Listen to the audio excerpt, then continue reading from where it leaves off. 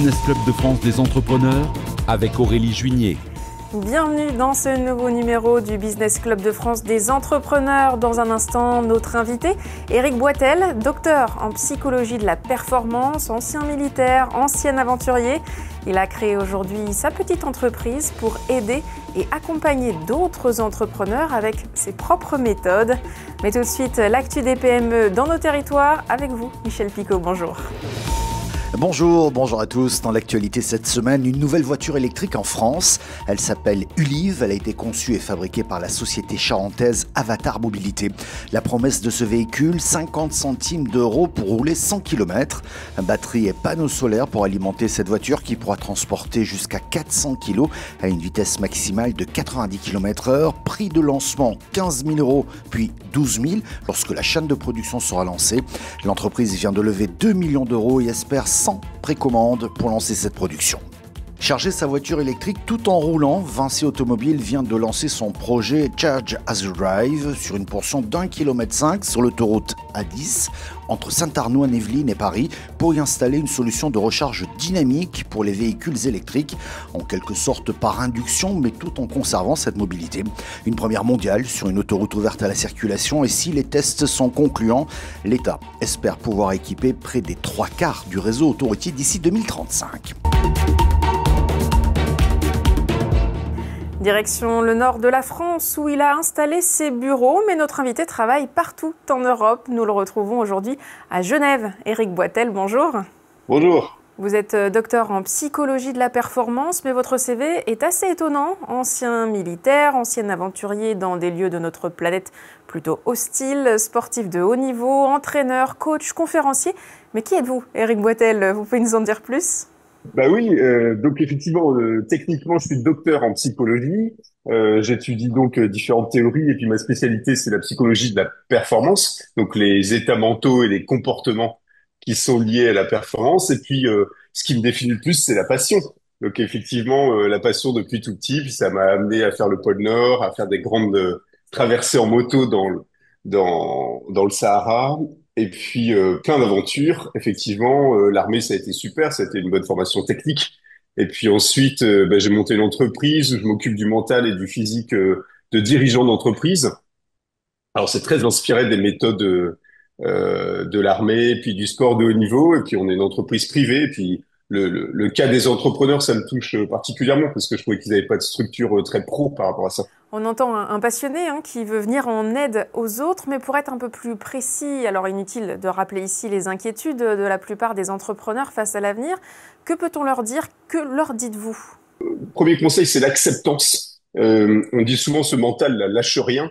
Au contraire, je pense qu'il faut pas tout le temps rien lâcher. De temps en temps, il faut savoir lâcher et il faut savoir avoir cette acceptance de dire là, en ce moment, la situation, elle est incertaine, il y a du doute. Et alors, c'est juste quelque chose qu'il faut garder en tête. Il faut pas focaliser sur ça. Parce que de toute façon, une fois c'est l'électricité, une fois c'est la pénurie de matière, une fois c'est le Covid, une fois c'est autre chose. Donc, il faut accepter cette incertitude. Euh, Allez, si on devait comparer dans le sport, peut-être le mental qui se rapproche le plus, c'est les mecs du Vendée Globe, quoi, et le bateau, et non pas un sprint de 100 mètres. Donc cette incertitude, elle fait partie du jeu, en fait. Mais pour accepter cette incertitude, il faut, j'imagine, faire un effort sur soi-même et changer, peut-être, d'état d'esprit? Ouais, tout à fait. La réussite du chef d'entreprise ou d'un artiste, c'est effectivement d'être lui-même. Donc, il peut pas singer, il peut pas copier un style. Souvent, j'entends des mecs dire, oui, mais comme Bill Gates, comme Steve Jobs, bah oui, mais le problème, c'est que toi, t'es pas Steve Jobs, sinon ça se saurait, quoi. Et donc, on peut pas singer un autre. Donc, il faut être soi-même, il faut être très ancré, aligné, corps, tête, cœur. Et donc, on fait de son mieux. Et ensuite, l'effort psychologique, l'effort physique, ouais, c'est ça qui fait la différence. Ce qui fait la différence, c'est le gars qui est capable de faire plus d'efforts et donc de discipline. Et au plus les temps sont difficiles, au plus il faut faire ce qu'on sait faire avec une plus grande discipline. Donc, il faut juste le faire un plus grand nombre de fois par jour. La discipline en ce moment pour un chef d'entreprise, c'est, à mon avis, ce qui est fondamental. Mais concrètement, c'est quoi la discipline? La discipline, c'est simplement le fait de le faire tous les jours. Ok, donc ça, c'est un truc assez simple. Il y a des gens qui se disent, je vais récupérer le vendredi, je vais récupérer tous les 40 jours, je vais récupérer dans 20 jours. Bon, bah, la discipline, c'est un concept qui est simple, c'est circadien, c'est journalier. Donc, on travaille tous les jours, on récupère tous les jours. Et il n'y a pas une espèce de saisonnalité comme ça, de dire, je vais être claqué pendant 3 semaines et ensuite je récupère. Donc, la discipline, c'est quelque chose d'assez simple. C'est un concept journalier avec des routines de performance. Sport ou pas sport, bah, peu importe, en fait, hein, ça dépend aussi de ce qu'on a envie de faire. Mais ce qui est fondamental dans le fait d'être soi-même et d'avoir cette discipline, c'est de réaliser ses forces. Donc ça, c'est vraiment un champ qui est très particulier de la psychologie et de la psychologie positive, c'est que on peut avoir beaucoup de oui-dire concernant la correction des faiblesses. Bon, c'est une très mauvaise stratégie. Donc, on a calculé ça depuis très longtemps, les coefficients de la Rosa, etc. Être soi-même et avoir de la discipline, c'est 70% du temps réaliser ses forces. Donc, c'est comme si on devait avoir du soutien scolaire. Et ben, le soutien scolaire, à 70%, il faut le faire sur ses forces et pas sur ses faiblesses. Dans les temps où ça va mal comme ça, vouloir passer 90% de son temps à corriger ses faiblesses, c'est une très mauvaise idée. C'est vraiment le mauvais axe. Alors, vos réflexions et vos conseils, vous les avez scénarisés pour en faire un spectacle qui s'appelle « Soyez vous-même, mais en mieux ».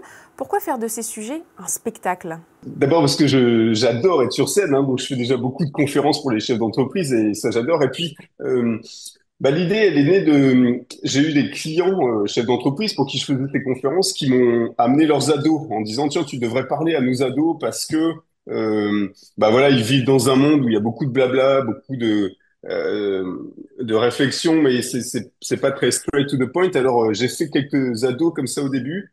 Et puis ensuite, je me suis dit que ça pouvait servir au plus grand nombre. Et donc, ouais, c'est ma nouvelle mission, je dirais, c'est de faire des conférences publiques. Et puis, je crois surtout que les gens sont très intelligents et qui peuvent entendre une explication relativement complexe ou somme toute universitaire et la mettre en évidence. On n'est pas obligé d'être tout le temps lié à une espèce tu vois, de pensée moyenne et molle. D'ailleurs, je vous propose d'écouter un petit extrait.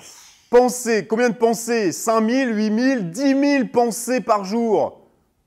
Pour certains, pas pour tous, mais pour certains, on peut présupposer que dans les 8 000, elles ne sont pas toutes bonnes. Pour ce faire, je vous invite à focaliser votre pensée, à orienter votre pensée et à avoir donc un système de référence, de routine, de discipline, de mantra qui va orienter cette multitude, ce foisonnement de pensées dans un axe qui est plus orienté. Donc, par exemple, le fait de vous répéter un mantra va orienter votre schéma de pensée et donc vos pensées. Moins vous avez de pensées, au plus vous êtes limpide, au plus vous serez efficace. Pour terminer, nous avons une question de Michel Picot depuis Aubagne, dans le sud de la France. Ah oui, Eric, je vous écoutais attentivement et je voulais vous parler de l'histoire d'un mec, entrepreneur, invincible, ou plutôt qui n'a jamais eu le temps de s'occuper de lui. Et puis un jour, patatras, son corps lâche, il est hospitalisé, il est contraint de tout arrêter. Je vous laisse imaginer les conséquences pour son travail notamment. Alors, quelles leçons tirer de ce type de situation et vous pensez bien que votre réponse, je vais la suivre attentivement. Ouais, alors ça arrive hein, dans la vie. Des fois, on se prend les pieds dans le tapis pour des raisons internes ou externes, mais des fois, c'est difficile. Des fois, on rate, et des fois, c'est difficile. Alors, ma première recommandation, c'est de dire attention à se préserver de ça, parce que j'entends souvent des phrases un peu bullshit comme ça, de dire ce qui vous tue pas rend plus fort ou je ne sais quelle connerie. De dire attention à ça.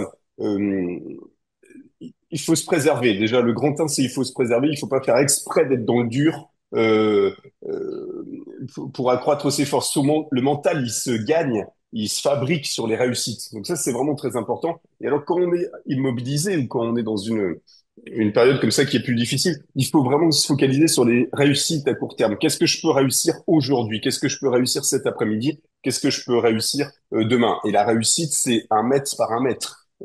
Quand on est dans le très dur ou quand j'étais au pôle Nord ou dans d'autres missions, forcément tu vas craquer. Enfin, le mec qui craque pas, il n'existe pas quoi. Ça dépend que de l'obstacle. Et donc au pôle Nord, par exemple, moi j'ai craqué 2 fois, 3 fois, 4 fois, etc. Et donc il faut tout de suite se focaliser sur qu'est-ce que je peux réussir tout de suite. C'est-à-dire que si par exemple je suis en train de faire de la rééducation à l'hôpital, et ben c'est 1 mètre. Aujourd'hui je vais faire 1 mètre, demain je fais 1,50 m. Et ça il faut le baser sur allez, son style, sa force. Style, sa force, c'est la réflexion. Et ben donc, comment je vais me servir de mon cerveau pour réfléchir, pour faire 1 mètre? Moi, mon fort, c'est plutôt la furie, la folie. Et ben, je ferai avec la furie comment je vais faire 1 mètre. Donc les coups durs de la vie, il faut les prendre en respirant et petit à petit. Et il faut être aussi très humble par rapport à sa force mentale. Moi, je connais personne qui est fort mentalement. Je fais des pilotes de moto, je fais des chefs étoilés, etc., etc. Personne n'est vraiment très fort mentalement. Donc, il faut être assez humble par rapport à ça. Ça se joue au jour le jour. Chaque jour, il faut essayer de faire de son mieux. Merci Éric Boitel d'avoir été notre invité. Allez, une petite douceur pour se quitter. Vous aussi, vous faites peut-être partie de ceux qui mangent une glace et qui préfèrent le cône, le tout petit bout, vous savez, c'est la partie préférée, la fin du cornet. Eh bien, sachez que depuis un peu plus de 2 ans, une entreprise bretonne s'est lancée dans la fabrication de ce petit bout de cornet avec du chocolat à l'intérieur. Un concept original qui séduit les acheteurs à travers le monde. Un reportage de TBO. Non, non, vous ne rêvez pas, c'est bien la fin du cornet de glace que vous voyez là. Vous savez, cette partie qu'on raffole tous. Eh bien, il y a 2 ans et demi, l'entreprise bretonne Bite Cone, en anglais croquer un cône, s'est lancée dans la confection de ce petit bout de gaufrette entouré de chocolat. C'est parti d'un tweet d'une femme qui disait que c'était la seule fin heureuse dans la vie. Et du coup, on voulait en faire des céréales de base, sauf que le process est beaucoup plus complexe. Donc on a commencé par en faire des biscuits, ce qui était plus simple. Pour cette marque morbihanaise, située à Plouay, le succès est garanti. Chaque mois, l'entreprise fabrique 3 millions de mini-cornets. Le produit s'exporte partout en France, mais aussi à l'étranger. Et preuve de son succès, sur les réseaux sociaux, les vidéos de dégustation défilent. Forcément, on a un gros public francophone. Le souci, c'est que voilà, en France, les consommateurs créent un nouveau produit, l'intégrer sur le marché, ça prend beaucoup plus de temps. Alors que sur certains pays limitrophes, ça va beaucoup plus vite. On a des pays anglophones, pays arabes aussi, on a un peu plus de 80% à l'export. Si en Italie, la fin du cône est souvent réservée aux enfants, ici, petits et grands raffolent de ce snack. En 2024, la marque a réalisé un chiffre d'affaires d'1,3 million. Mais pourquoi un tel succès? Si la marque a de la concurrence, notamment à l'étranger, elle mise sur une production de qualité. On utilise vraiment un chocolat donc belge de qualité qu'on vient fondre et ensuite qu'on vient en fait injecter dans des cônes, donc une gaufrette croustillante, pas trop sucrée, mais qui est quand même bien caramélisée pour avoir vraiment ce côté gourmand comme on a dans les glaces traditionnelles. En fait, le but, c'est vraiment d'avoir un produit qualitatif à la fin, pas faire une guerre des prix, mais vraiment gagner une guerre de qualité, donc forcément en gardant des fournisseurs de qualité qui soient entre guillemets premium.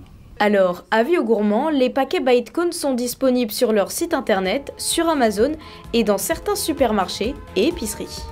C'est la fin de cette émission. Merci à Michel Picot pour la préparation et merci à tous pour votre fidélité.